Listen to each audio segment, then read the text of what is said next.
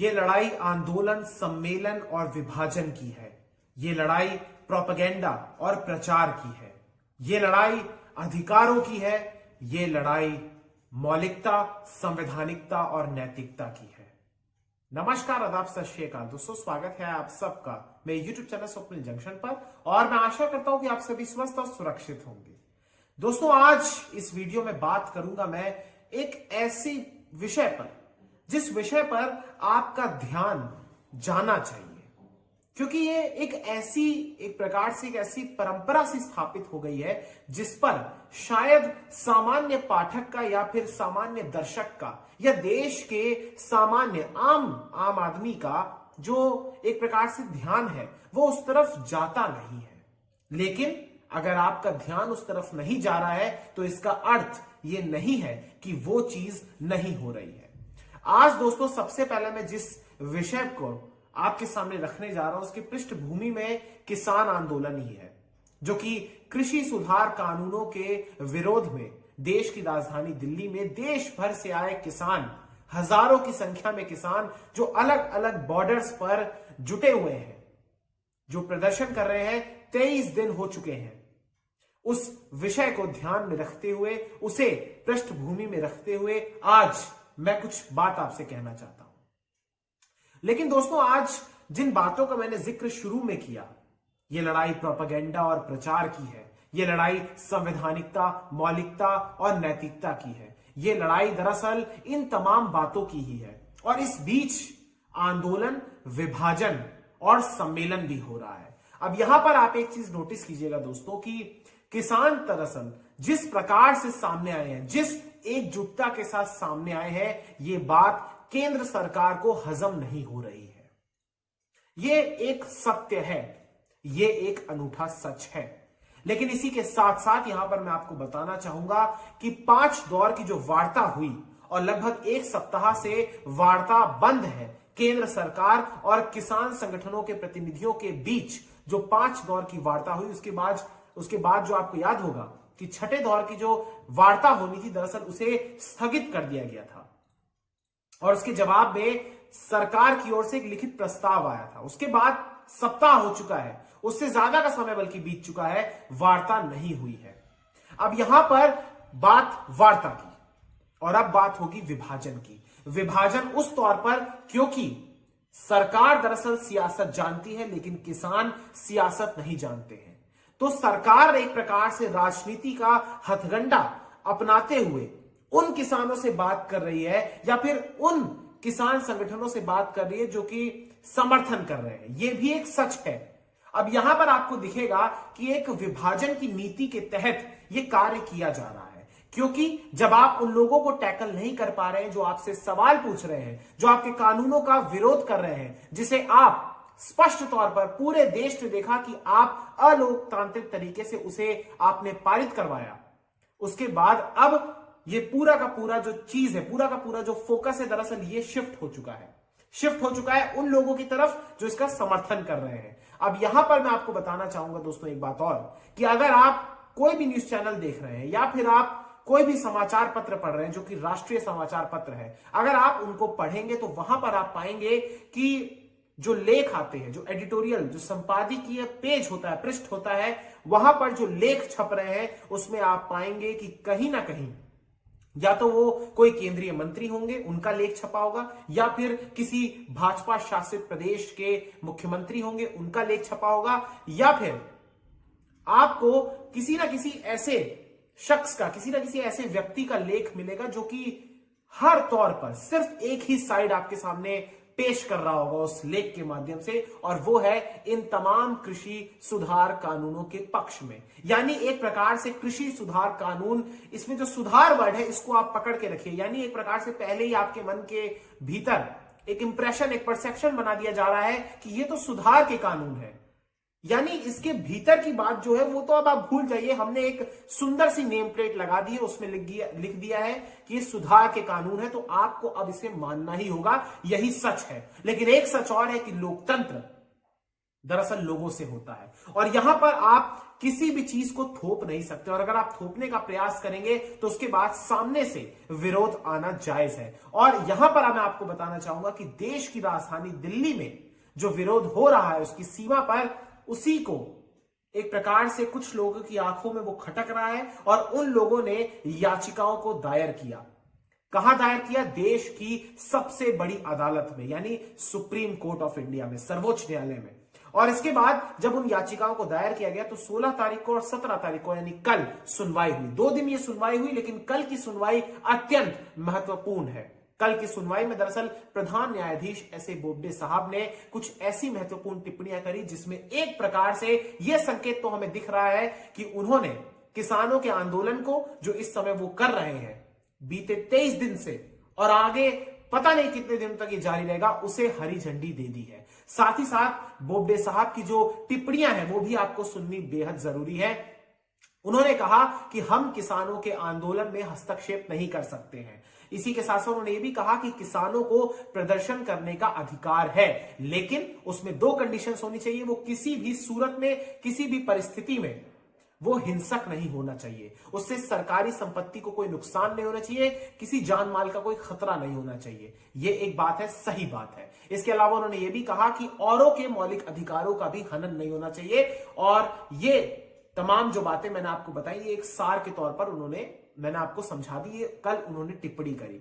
अब यहां पर एक बात और है दोस्तों कि कल जो सुनवाई हुई उसमें दरअसल जिन लोगों ने याचिकाओं को दायर किया है उनकी तरफ से वकील साहब पेश हुए, हरीश साल्वे जी, और इसी के साथ साथ सरकार की ओर से जो सरकार का प्रतिनिधित्व कर रहे थे अटॉर्नी जनरल साहब, माफ कीजिएगा, सॉलिसिटर जनरल साहब तुषार मेहता, वो भी पेश हुए थे। अब यहां पर आप देखिए दोस्तों कि जो पूरी की पूरी चर्चा होती है, अब यहां पर 2 पक्ष तो आ चुके हैं, सरकार की ओर से भी आ चुके हैं और जिन लोगों ने याचिकाओं को दायर किया है उस ओर से भी आ चुके हैं, लेकिन किसानों की तरफ से कोई वकील कल पेश नहीं हुए थे, उन्होंने अपना पक्ष नहीं रखा। लिहाजा सुप्रीम कोर्ट की तरफ से, यानी प्रधान न्यायाधीश की अध्यक्षता वाली जो बेंच जो सुनवाई कर रही है, उन्होंने ये बात कही है कि चूंकि किसानों की ओर से कोई पक्ष हमारे सामने नहीं आया है, लिहाजा हम किसानों के पक्ष को सुने बगैर किसी भी प्रकार का कोई आदेश नहीं दे सकते हैं। इसके अलावा उन्होंने यह भी कहा, एक कमेटी जो कि निष्पक्ष तौर पर जिसका गठन किया जाए और उसमें कृषि विशेषज्ञ होने चाहिए, इसका प्रस्ताव भी उन्होंने रखा है। वही कमेटी का प्रस्ताव जो कि आपको याद होगा कि सरकार ने 1 दिसंबर को जो वार्ता हुई थी किसान संगठनों के प्रतिनिधियों और सरकार के मंत्रियों के बीच, उसमें रखा था कि क्यों ना एक कमेटी बनाई जाए जिसके सामने चीजों को रखा जाएगा। उसी प्रकार का प्रस्ताव दरअसल सुप्रीम कोर्ट की तरफ से भी आया। उन्होंने कहा कि एक कमेटी का गठन किया जाए जहां पर दोनों पक्ष, सरकार और किसान, दोनों पक्ष इस कमेटी के सामने, जो कि निष्पक्ष तौर से जिसका गठन किया जाए, जिसमें कृषि विशेषज्ञ होंगे, जिसमें किसानों के भी प्रतिनिधि शामिल हो सकते हैं, सरकार की ओर से भी शामिल हो सकते हैं, उनके सामने एक प्रकार से अपना पक्ष रखें, अपने अपने आर्ग्यूमेंट्स को रखा जाए फेवर में और अगेंस्ट में, और उसके बाद जो भी वो जो कमेटी है जिसका गठन किया गया, फिर वो जो भी निर्णय दे उसके अनुसार फिर आगे बढ़ा जाए, उसका जो भी निर्णय हो उसे सर्वसम्मति के साथ स्वीकार किया जाए। तो ये एक प्रकार से सुप्रीम कोर्ट एक प्रकार से एक समाधान का रास्ता सुझा रहा है। लेकिन एक बात और जानना बेहद जरूरी है दोस्तों कि सुप्रीम कोर्ट ने अब इस पूरे मामले को, इस पूरी सुनवाई को दरअसल शिफ्ट कर दिया है आगे तक के लिए, यानी शीतकालीन अवकाश जो कि शनिवार से शुरू हो रहा है, और शनिवार से जब ये शुरू होगा तो जनवरी के पहले सप्ताह तक ये चलेगा, फिर कोर्ट खुलेगा, फिर वहां पर इसे सुनवाई की जाएगी। और अब इसे एक प्रकार से शीतकालीन जो सुनवाई है वहां तक के लिए टाल दिया गया है। अब यहां पर दोस्तों आपके लिए जानना यह भी जरूरी है कि अगले सप्ताह दरअसल कमेटी के गठन को लेकर अब सुनवाई हो सकती है, तो वहां पर डिसाइड किया जाएगा कि क्या कमेटी का गठन होगा, फिर आगे की योजना क्या होगी, इस प्रकार से। अब यहां पर दोस्तों मैं आपको कुछ बातें और बताना चाहता हूं। सबसे पहली बात यह है दोस्तों कि दरअसल कोर्ट में सरकारी वकील की ओर से उनके पक्ष जो रखा गया वो आप एक देखिए कितना हास्यास्पद लगता है। उन्होंने कहा कि ये जो किसान आंदोलन कर रहे हैं दरअसल ये फिजिकल डिस्टेंसिंग का पालन नहीं कर रहे हैं, सोशल डिस्टेंसिंग का पालन नहीं कर रहे हैं, ये मास्क भी नहीं लगाते हैं। तो यहां पर मेरा सवाल अब उनसे है, मैं उनसे पूछना चाहता हूं कि जब आपने रैलियां करी, बिहार में चुनाव हुए, सबने देखा, अभी जो सम्मेलन हो रहे हैं जहां पर तमाम जो सरकार की ओर से मंत्री या फिर भारतीय जनता पार्टी के जो तमाम जो बड़े बड़े माफ कीजिएगा कार्यकर्ता हैं, जिसमें विधायक हो, सांसद हो या फिर उस राज्य के मंत्री हो जिसमें भाजपा का शासन है, ये तमाम लोग भी जब, और इसमें केंद्रीय मंत्रियों को भी आप शामिल कर लीजिए, प्रधानमंत्री साहब को भी आप शामिल कर लीजिए, जब आप इसमें रैलियां करते हैं तो क्या वहां पर सोशल डिस्टेंसिंग का, फिजिकल डिस्टेंसिंग का पालन होता है?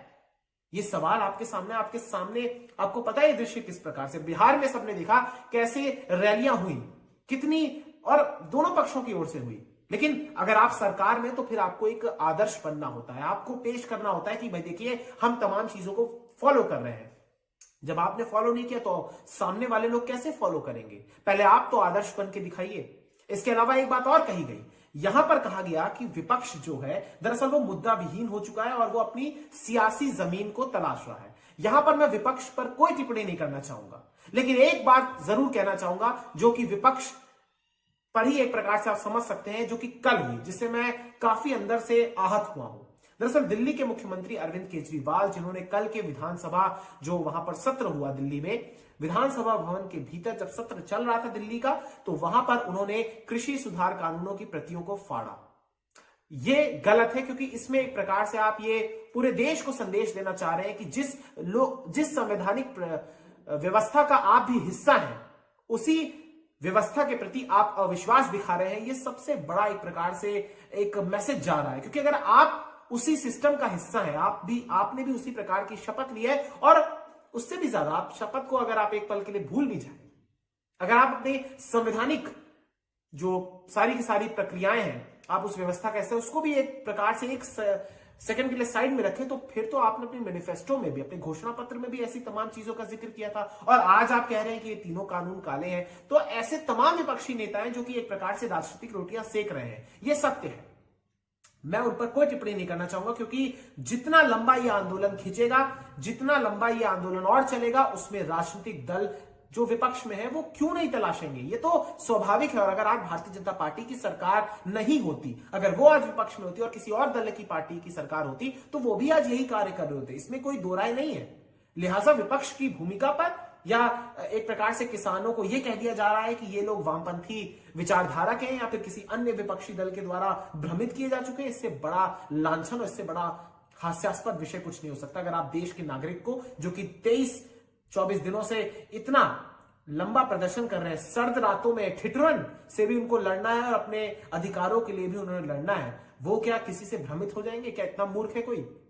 ये सोचने की बात है। इसके अलावा यहां पर कृषि मंत्री साहब ने, नरेंद्र सिंह तोमर साहब ने एक चिट्ठी लिखी, खुला पत्र उन्होंने लिखा, जिसमें उन्होंने भावुक कर देने वाली बातें लिखी। और एक प्रकार से जब हमारे देश में एक बात बहुत ही प्रचलित भी है कि जब आप तथ्यों पर नहीं जा पाते तो फिर आप एक प्रकार से भावुक करते हैं लोगों को, तो उसी प्रकार से उन्होंने भावुक कर दिया, जिसमें उन्होंने सैनिकों का भी जिक्र कर दिया, उन्होंने तमाम अपना भी जिक्र कर दिया, अपना भी बैकग्राउंड बताने का प्रयास किया, एक लिहाज से एक और इंप्रेशन बनाने का प्रयास किया कि देखिए हम भी आप पे ही हैं और आप हमारी बात को समझिए, हम आपके हित के लिए सोचते हैं। यानी इस देश के भीतर अब इमोशनल अत्याचार भी किया जा रहा है, वो भी सरकार के मंत्रियों के द्वारा। क्या देश, हम कैसे इस देश में, मतलब आप सोचिए कि कौन इस देश का नेतृत्व कर रहे हैं और किनके हाथों में बागडोर है। वाकई में सोचने की बात है कि वो भावुक कर रहे हैं, जबकि ये दोनों अलग अलग बातें हैं, ये दो अलग बातें हैं। अब यहां पर एक बात और दोस्तों मैं कहना चाहूंगा कि 16 दिसंबर की शाम को एक दुखद घटना हुई। दरअसल संत राम सिंह जी ये किसानों के आंदोलन में पहुंचे थे, और इन्होंने जब वहां से, जब ये बाहर आए, जब ये वहां से निकल गए, तो फिर इन्होंने आत्महत्या कर ली अपनी गाड़ी में बैठकर। और एक सुसाइड नोट जो बरामद किया गया, जो इन्होंने लिखा था, उसमें इन्होंने लिखा कि ये किसानों की हालत देखकर, उनकी व्यथा को देखकर काफी ज्यादा एक प्रकार से कष्ट में है, इन्हें दुख हुआ और इन्होंने आत्महत्या कर ली। देखिए आप कि एक प्रकार से एक संत महाराज जो पहुंचे थे, उन्होंने आत्महत्या कर ली किसानों की व्यथा को देखकर। क्या अभी भी कोई कह सकता है कि यह स्थिति एक प्रकार से किसानों को भ्रमित किया गया है?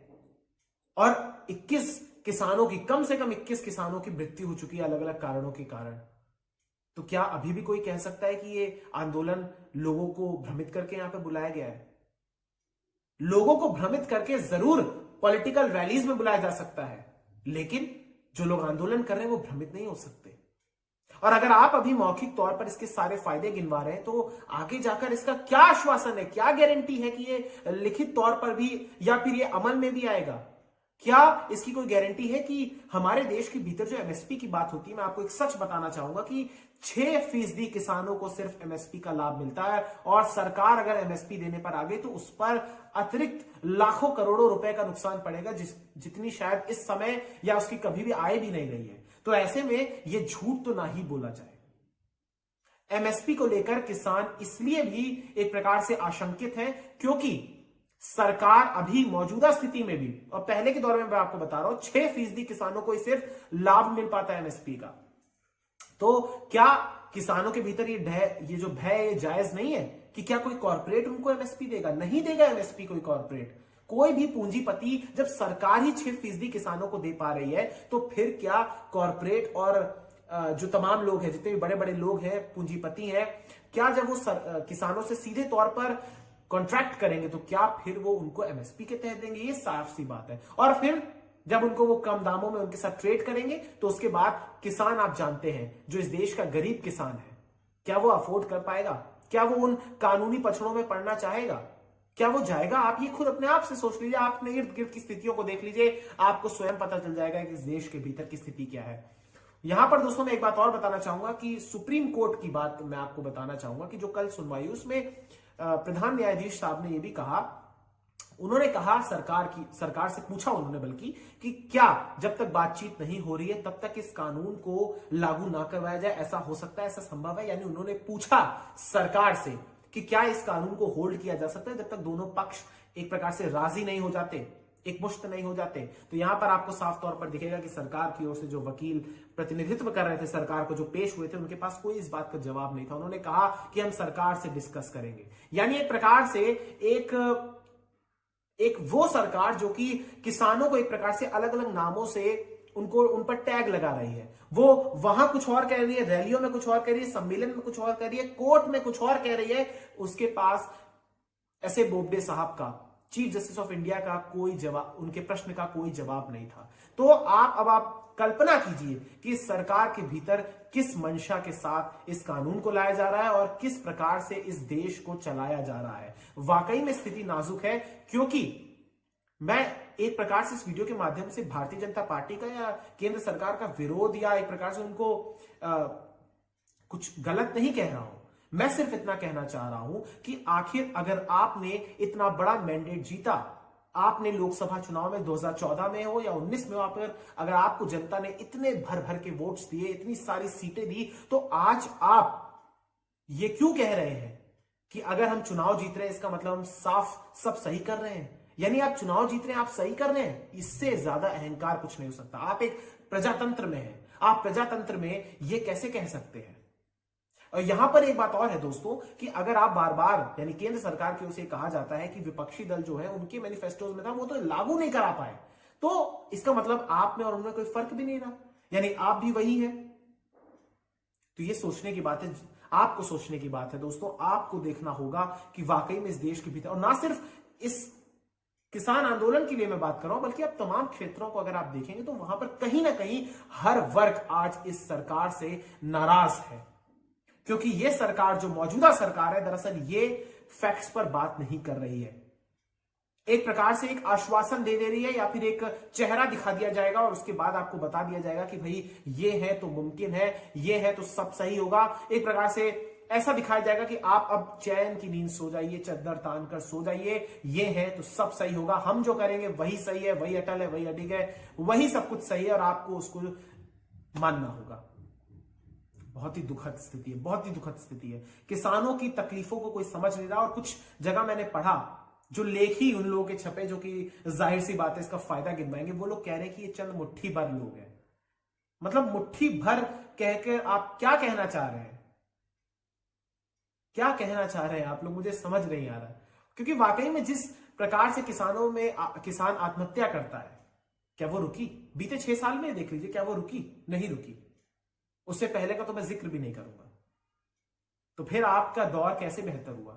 आप कब और कैसे आय को किसानों की दोगुना करने वाले हैं? और एक जाते जाते एक बार और सवाल कि प्रधानमंत्री साहब भी और तमाम केंद्रीय मंत्री भी लगातार सम्मेलन कर रहे हैं जिसमें वो उन राज्यों में जा रहे हैं जो भाजपा शासित है। लेकिन अगर मैं उन्हीं की वाड़ी में कह रहा हूं, अगर वो लोग कहते हैं और कुछ लोग ये भी कहते हैं जिन्हें तकलीफ है इस बात से कि किसान क्यों पिज्जा खा रहा है, किसान क्यों अपने कपड़े वॉशिंग मशीन में धो रहा है, किसान क्यों स्नान कर रहा है तो गर्म पानी से क्यों स्नान कर रहा है, उन लोगों को मैं कहना चाहता हूं, सरकार के साथ ये पूछना चाहता हूं कि दरअसल आप मुझे एक बात बताइए कि जो आप सम्मेलन कर रहे हैं वो आप उन राज्यों में क्यों नहीं कर रहे हैं जिनको आप एक तौर से कह रहे हैं कि इन्हीं राज्यों के आए हैं, आप वहीं से शुरुआत कर दीजिए, आप वहीं पर बात अपनी रख दीजिए, क्या पता वही लोग कन्विंस हो जाए। तो ये सोचने की बात है। और एक बात और दोस्तों कि जिक्र हो रहा है रैलियों में, सम्मेलनों में, डिजिटल माध्यम में हो या फिर सीधे पहुंच जाए, कोई भी पहुंच जाए, कच्छ हो या मध्य प्रदेश हो या फिर कहीं और कहीं पर भी हो, वो आप देखिएगा, एक चीज ध्यान से नोटिस कीजिएगा, इसको देखिएगा कि जो तीसरा कानून है जो कि आवश्यक वस्तु वाला कानून है, उसके संदर्भ में बात ही नहीं हो रही है, और होती है तो बड़ी छुटपुट सी बात हो जाती है, उसे फोकस में नहीं लिया जा रहा है। तो ये आप सिलेक्टिव अप्रोच भी देख लीजिए और दोगलापन भी देख लीजिए। बहुत बहुत शुक्रिया, बहुत बहुत धन्यवाद। जय हिंद, जय भारत, वंदे मातरम, इंकलाब जिंदाबाद, सत्यमेव जयते। नमस्कार।